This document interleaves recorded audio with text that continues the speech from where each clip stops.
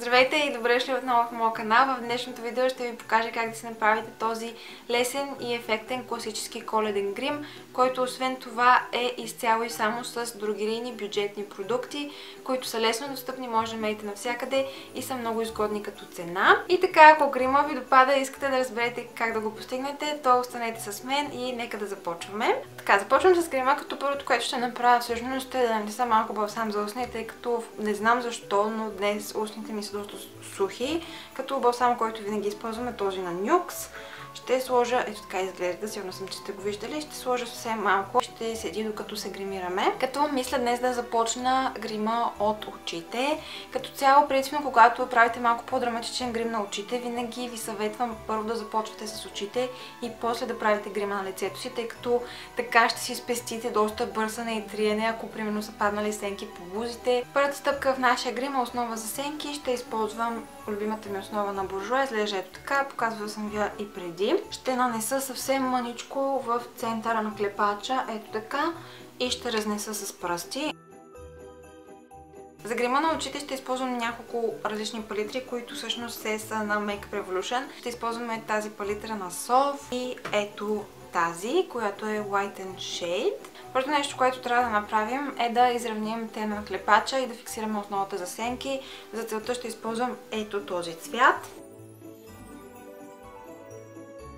Оближих ви още мъничко, защото ми се струва, че така ще ме виждате по-добре. Изравнихме тена на клепача и сега вече е време да започнем с сенките. Взимам палитрата на Sof и от нея ще използвам ето този цвят, с който леко ще започна да опушвам окото и да го затоплям. След това ще използвам ето този по-тъмен цвят, с който ще започна повече да опушвам сгъвката на окото.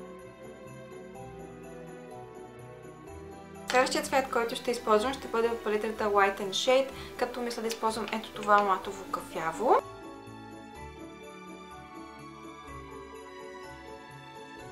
Взимаме ето такава четка молеви и с нея започваме да оформяме долния клепач. Следващото нещо, което искаме да направим, е да опушим още малко външния ъгъл на окото, за да придадем по-драматичен ефект на грима, като ще се върнем отново към палитрата на Sof и ще използваме ето тези два матови цвята. Мисля да смеся това кафяво, може би дори малко от черното. Ще използвам ето тази четка на Aura, това е тяхната Smudging Brush, която между другото ще използвам за първи път.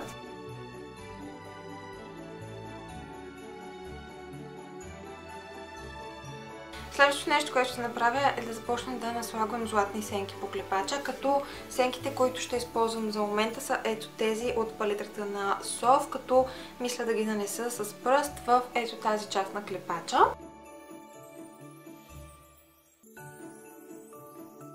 Между другото, ако някъде сте сгрешили или нещо не ви харесва, винаги може да използвате мокра кърпичка, с която да си помогнете. Аз мисля да избърша това, което е в повече от клепача. Следващата стъпка, която ще направя, е леко да блендна ъглите на сенките ето тук, като ще използвам ето този блед цвят от палитрата на Sof. По този начин преливката между по-тъмните и по-светлите цветове изглежда възможно по-натурална. Следващото нещо, което ще нанеса, са ето тези течни сенки на Essence. Говорила съм ви друг път за тях, страшно много ги харесвам. Това е тяхната серия Metal Shock.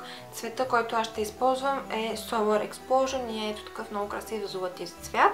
Ще нанеса директно с апликатора на клепача и после ще ги разнеса с пръст.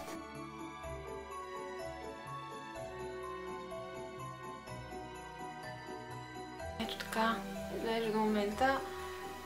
Много яко блести, много ми харесва, но има още доста работа преди грима да е готов. Отново си вземам бледник четката и с нея ще прелея ето тази част на сенките.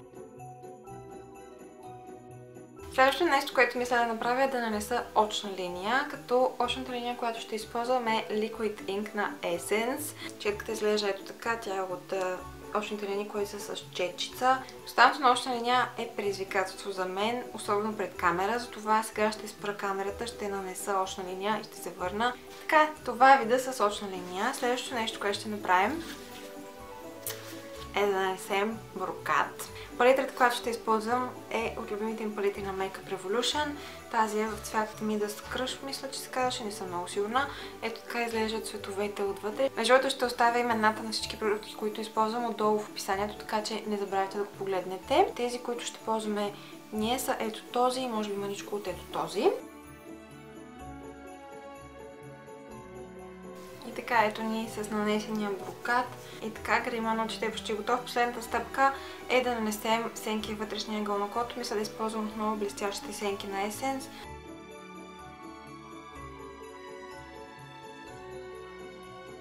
Грима на очите ни е готов, като следващата стъпка е грима на лицето. Започвам с коректор, като ще използвам коректора на Collection Lasting Perfection. Моят цвят е номер 2 Cool Medium.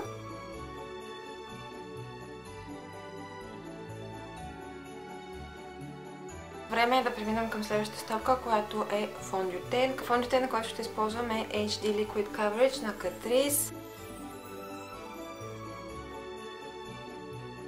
Фондютена и коректора са нанесени. Следващата стъпка е да фиксираме лицето. Пудрата, която ще използвам за да фиксирам грима на лицето, е Powderful на Aura. Тя е прахообразна пудра, изглежда ето така. Първо ще фиксирам коректора под очите. Ще използвам ето тази мъничка четка на Real Techniques за тази цел.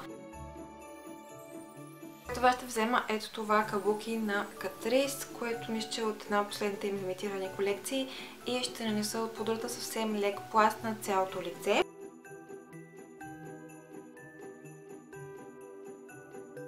Трябва да ви кажа, че тази пудра е наистина фантастична, прави лицето, мисля, че на камера не си личи, но прави лицето наистина като блърнато, няма никакви пори, няма нищо, просто изглежда страхотно. Следващата стъпка в нашия грим е да оформим лицето, да го контураме, да си нарисуваме малко скули и като цяло да придадем малко повече форма. За контуриране ще използвам ето този супер класически продукт на Catrice, наречен Prime and Fine. Това е тяхната контурираща, скулптурираща палитра.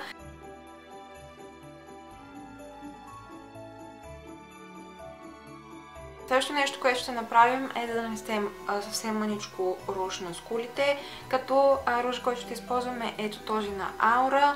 Цветът изглежда ето така, много красив, неутрален нюанс руж. Цветът се казва Martini, много хубаво име. Ще използвам ето тази четка, която също е на Aura. Това е тяхната Bronzing Brush, която според мен е идеална и за руж.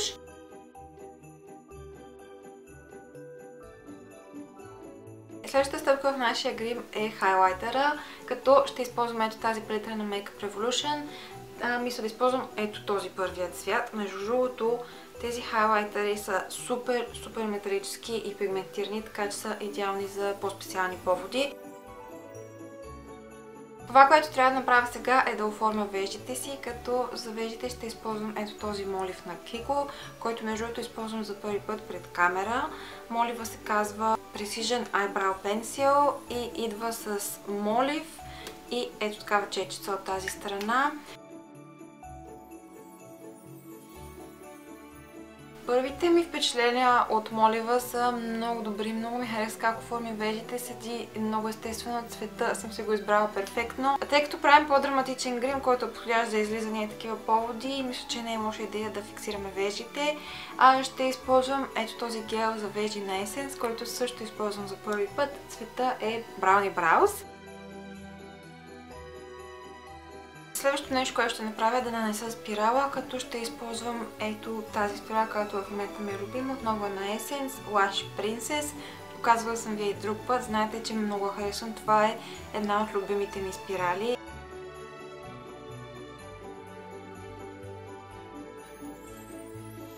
Ето как изглежда грима ни с спиралата. Финалната стъпка в нашия грим е червилото. Естествено, за мен един класически коледен грим не може да мине без червено червило. В момента се чудя между две червила. Първото е ето това от серията Superstay на Maybelline. Цвета е номер 20 Pioneer. А другото, което обожавам и нося много често, е номер 9 на Golden Rose. Мисля обаче, че това е малко по-тъмно. Това е като че ли класическо коледно, затова мисля, че ще заложа на това на Golden Rose.